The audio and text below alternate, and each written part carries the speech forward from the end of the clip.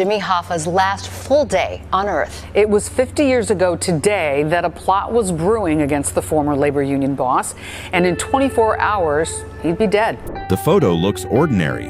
A man caught in a normal moment. No warning, no goodbye. But it's the last confirmed image of him alive, because after that frame was taken, he vanished. And in every case like this, the photograph becomes more than a memory. It becomes the starting point of a mystery that never really ends. And in a few of these cases, the last photo shows something people didn't notice until years later.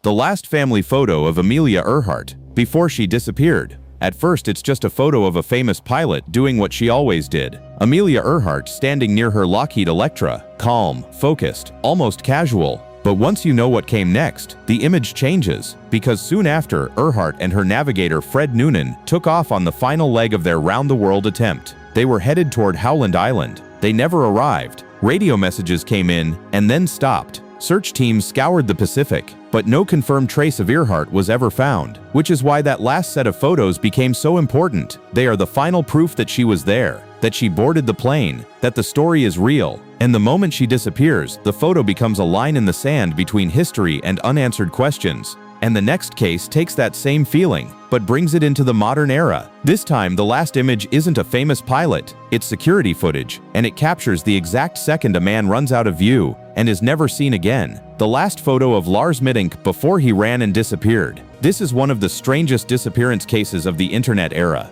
Lars Mittank was a 28-year-old German tourist in Bulgaria. After a fight and an ear injury, he stayed behind while his friends flew home. He was supposed to catch the next flight. Instead, the last confirmed images of him come from Varna Airport. Security cameras show him walking calmly through the terminal. Then suddenly, something shifts. He bolts. He runs out of the airport. He disappears into nearby woods, and he has never been found. What makes this case so haunting is how clear the visual record is. We can see him. We can see the moment he changes direction. We can see the exact second his disappearance begins. And yet there is no clear explanation for what happened after. That's why this footage is treated like a last photo. It's the final moment where he's still inside the world we understand. And then he's gone. And in the next story, the last photo wasn't captured by a camera in an airport. It was taken by friends on a normal hike, right before a man vanished into one of the most unforgiving landscapes in America. The last photo of Everett Ruess, before he disappeared in the desert. Everett Ruess was 20 years old, an artist, a writer, a young man who wanted solitude more than safety. In 1934, he set out alone into the Utah desert. Before he left, he posed for a photo. He looks relaxed, almost peaceful.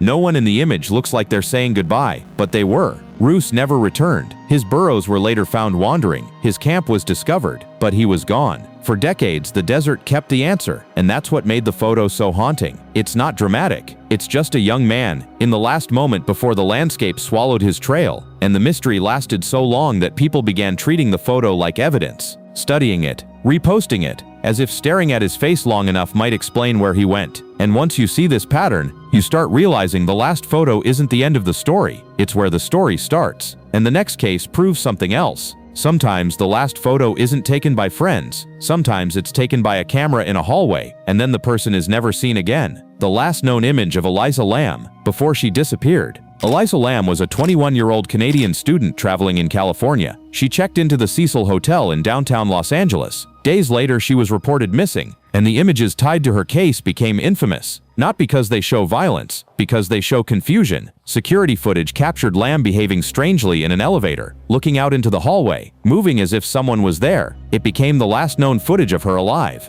And for nearly 3 weeks, no one knew what had happened, until maintenance workers found her, in a place no one expected. The case sparked endless speculation, but the visual record is what made it feel so unresolved. You can see her, you can see the last moment she's still in view, and then she vanishes from the camera and from the world. And the next story is different, because this time, the last photo is part of a public life. A man is seen in normal places, photographed in ordinary moments, and then he disappears so completely, his case becomes one of the most famous missing person mysteries in American history. The last known photo of Jimmy Hoffa, before he disappeared. Jimmy Hoffa was one of the most powerful union leaders in America. He was also one of the most controversial. In July 1975, Hoffa was last seen outside a restaurant near Detroit. There are photos tied to the period, Hoffa in public, moving through normal life. And then he's gone. no confirmed sightings, no body, no definitive explanation. Investigations ran for decades, leads came and went, but nothing closed the case, which is why the last known images of Hoffa carry such weight. They are the final moment where the story is still normal, before it becomes a missing space in American history. And now for the last story, we go to a disappearance, where the last photo doesn't feel like history. It feels like it could happen to anyone, because it started with a crash, a phone call,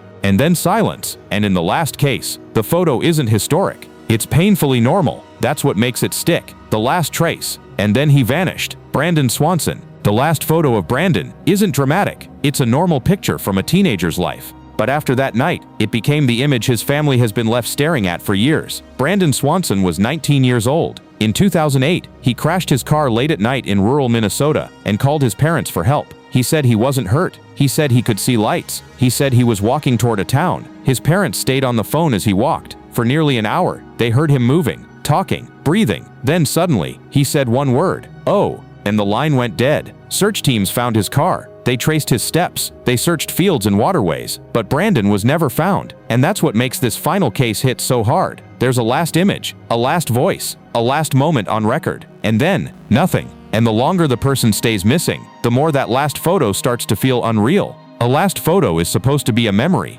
But in these cases it becomes something else. A boundary, a warning, a question that doesn't stop repeating. Because when someone vanishes, the world keeps going, but the image stays behind, still there, still proving they existed. If you want more real mysteries like this, subscribe to Rapid Rank, and I'll see you in the next one.